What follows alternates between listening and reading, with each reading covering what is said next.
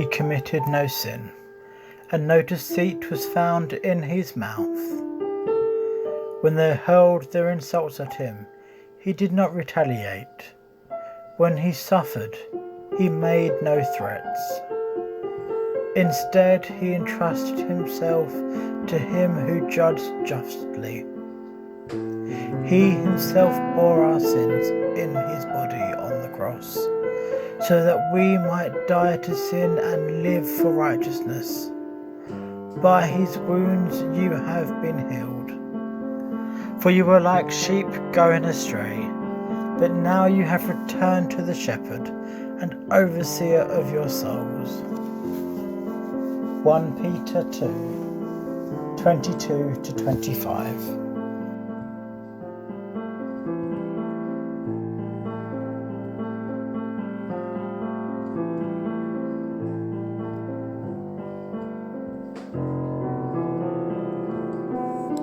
Deceit never left his mouth, as none was found, since before the world began, peace, joy, love he did abound. No sound he made when insults came his way, no threats he spoke, none were made. He knew it was him who had to pay, for in his death we need not be afraid. By his wounds we are won, at the cross the work done. Healing at the cross, death defeated, now has lost. A wandering sheep finds the shepherd, through his death I shall reap the life he paid for. We turn to him, shepherd, and wander no more.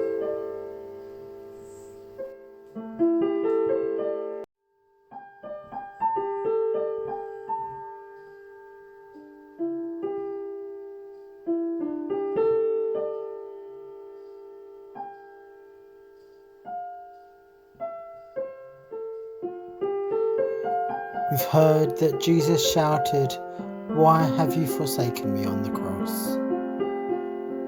I wonder, is that what the disciples were thinking when he was in the tomb? Were they thinking, "Why have you forsaken me? Where have you gone? What must I do now?"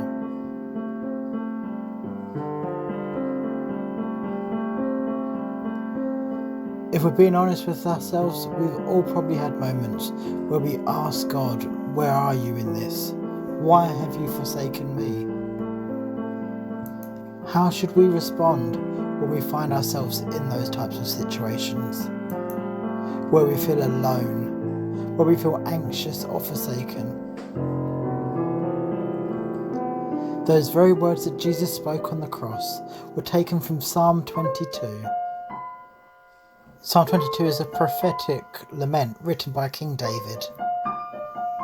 In many ways, this psalm is about Jesus, but it also provides us with ways we can follow and steps we can follow when we feel alone. We need to be honest to God about how we're feeling. We need to give God glory, and we need to be reminded of his promises.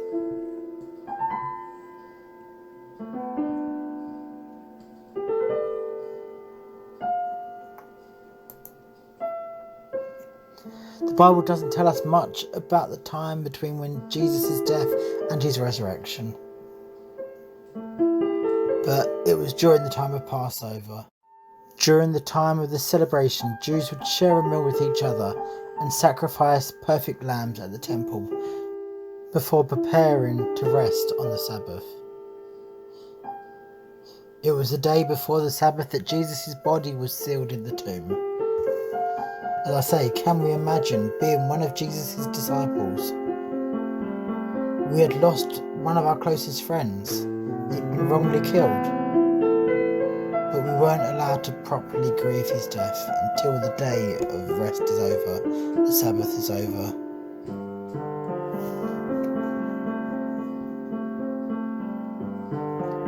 Rest reminds us that God is Lord over every situation, and rest helps us to refocus on what matters most. The one who promises to provide all we need.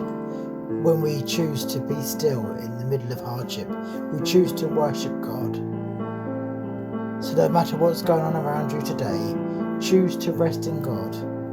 Even if the world around you is choosing to worry, especially over this time of COVID-19, let's remember that God is in control and nothing is impossible without Him. Jesus, today help us rest in You. Help us, let us know that You are greater than whatever is going on around. Let our hope be in You alone, because You are our salvation. We believe in You, and we believe that You've already answered the cries of my heart and our hearts.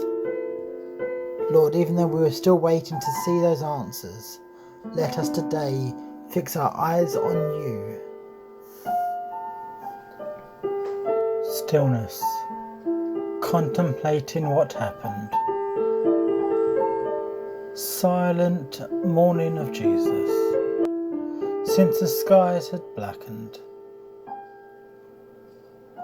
We fish without passion, frightened we hide, forgetting His voice.